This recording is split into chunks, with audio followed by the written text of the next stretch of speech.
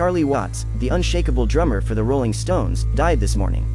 According to a publicist, he died in a hospital in London, surrounded by family. No cause of death was given. He was 80 years old.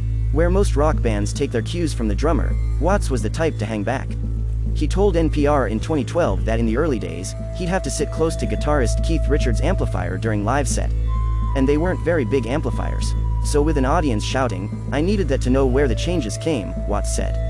Watts was born on June 2, 1941. Growing up, he was mostly a fan of jazz, people like Duke Ellington and Charlie Parker. It was listening to Jerry Mulligan's Walking Shoes as a kid that inspired him to play drums. After bouncing around various jazz clubs as the British blues scene was picking up, he met Mick Jagger and then the rest of the Stones. Watts played his first gig with them in 1963. Watts gave off a different vibe from his bandmates in more ways than one. Aesthetically, he preferred tailored suits, while the others took the stage with their more bohemian looks. He also did his best to stay out of the limelight, using some of the band's early successes to buy a 16th-century mansion in Sussex. But he was no less of a core member of the group, giving the band a steady backdrop to rock on for nearly 60 years.